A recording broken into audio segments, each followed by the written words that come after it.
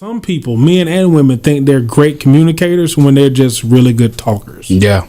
There's a difference. There's a huge difference. Yeah, communication talks about listening and not just hearing somebody, not just listening to respond. Like you listening to understand. Exactly. You got to use empathy. You got to feel them. You know what I'm saying? It takes work to communicate, and it don't take that much work to talk. And I think a lot of us are talkers. What's up? Man, good communication and strategic talking is two different things. Yeah. Because I've noticed that a person will say a whole bunch of the same thing different ways. Yeah. And then reverse it on you to make you feel like you're incompetent. And you're like, but you haven't really said anything. I've communicated so much with you. No, you have not. Yeah. You know what I'm saying? And you know, when it comes to that issue, man, it's like y'all said, it has to be more listening to understand and honestly communicating the problem.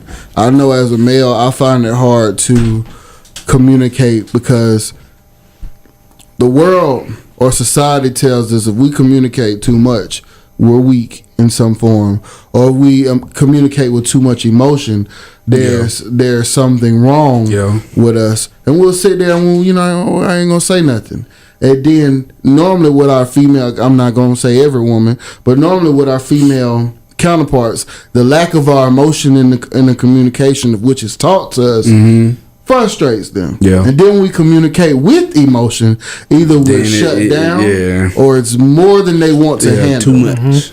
It's just it's a weird little gray area pothole that we're in, and then no matter what you do, somebody's going to be offended. You know what I'm saying? And I think too, what and the reason why I asked about that communication, because a lot of men out there are, I don't want to say suffering, but they're irritated about the lack of clear communication with women. You know what I mean? I think a lot of us in society, we're trying to figure out what each other is saying.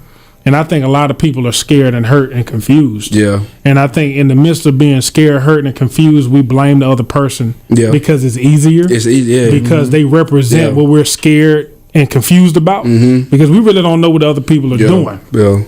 I don't think men know what women are really doing. I know that men know what they're showing, but a lot of us don't necessarily know what they're thinking. Same thing with women. I know a lot of women may think they know men, but at the end of the day, they know they only know a limited amount of information. That's the reason why some of them are still trying to question why are we doing a whole bunch of different things, or why are men doing this or why are men doing that, which is valid, because if they're interested in us and they love us and they want to see us flourish, they have a right to ask, what do you guys got going on? What do you guys got planned? What do you think is important? You know what I mean? And I think like the reason why we ask that, because our relationship with our women is critical to our manhood mindset, and in my opinion, you know what I mean? Because like honestly, for the men who love our women, it is frustrating when that communication is not there. It is frustrating when those assumptions are there. It's frustrating when the narrative of we're evil to each other is there, and we have to combat other people's narrative about our relationship. And that's what I'm realizing now.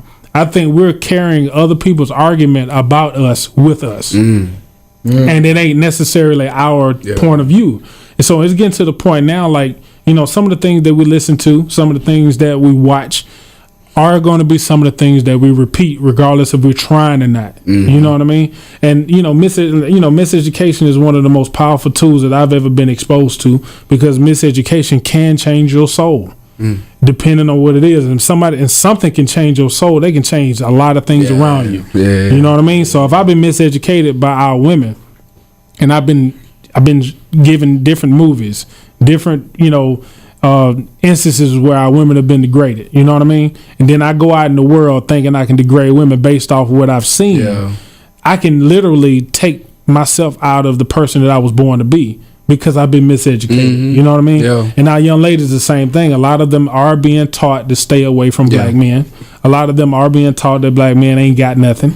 A lot of them been taught the negative images of black men is a reality instead of necessarily a media image. You know what I mean? And then when this is what I'm finding out, or what I find interesting, a lot of the things that it's almost like marketing. If I show it to you enough, you're going to want it. You You see what I'm saying? Like, you don't necessarily just crave McDonald's. But you see that but thing, you like, the other day I said, I ain't really had no McNugget in a while. Like, and I don't just go walk around and be like, I gotta have a McNugget. It's just because, brother, I seen it. I mean, I don't like chicken shaped like little boots. Like, you know what I'm saying? It's just... It's true. Like, but it made me think of Shrek. Yeah. They shaped like Santa Claus boots in Arkansas. Those are the two shapes of McDonald's nuggets. That's just what it is. I can't fight it. But sweet and sour sauce better be extra. Exactly, right. But we all know we've been into a McNugget before, and you look at your bite mark and be like, I need to stop. Like, you know what I'm saying? I've had chicken before, and chicken don't look like church sock material. You know what I mean? Yeah. But moving on, that is just true though. But however, what I'm saying is, some of the things, the images about each other we've been marketed to, those end up being the products we start purchasing. Mm-hmm. So if I'm looking at the downgraded versions of our women, if I'm looking at the quote unquote video vixens or the Instagram model, right, and I'm constantly seeing it, then I'm looking on TV and the only ones that's in the videos are the ones that doing the exact same thing. Then you're looking at another TV show and the only ones that's doing it, those are the ones that are wild and fighting each other. And then all of a sudden, you see, your brain is a computer too. That marketing is programming. TV is programming. Well, a lot of people may not want to admit that, but that's what I've found out. Some of the things that you see a lot in those images in your brain, your brain can be like, yeah, we see it a lot. It must be important. Let's go and make sure we can make this a reality. You know what I mean?